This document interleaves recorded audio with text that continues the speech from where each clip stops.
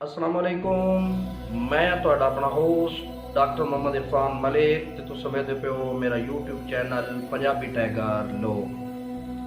ਤੇ ਸਾਡੇ ਇਸ ਚੈਨਲ ਤੇ ਸਾਡੇ ਵੀਰਾਂ ਸਾਡੇ ਵੀਰਾਵਾਂ ਸਾਡੇ ਦੋਸਤਾਂ ਦੀ ਫਰਮਾਇਸ਼ਾਂ ਦਾ ਸਿਲਸਿਲਾ ਅੱਜ ਸਾਨੂੰ ਸਪੈਸ਼ਲ ਪੰਜਾਬੀ ਕਲਾਮ ਦੀ ਸਪੈਸ਼ਲ ਫਰਮਾਇਸ਼ ਕੀਤੀ ਹੈ ਵਿetnam ਤੋਂ ਸਾਡੇ ਪਿਆਰੇ ਭਾਈ अली भाई आल वियतनाम। उन्होंने स्पैशल फरमाइश से चंद कीमती गल्लां चंद कीमती दौड़े भाई जदा वक़्त सियाणिया नहीं मैनू मखलूक सियाण के करना है वदा बचिया छाण जवानी दा कह छाण नू छाण के करना है ते बख्तां दे बेलिया उजड़ गया दुख तय बदा जान के करना है अज मास्त वेलियां हड्डियां ने कह जुल्फां नू तान के करना है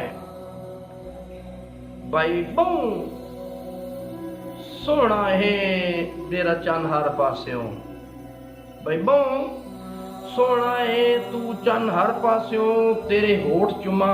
रुखसार चुमा तेरे वाल चुमा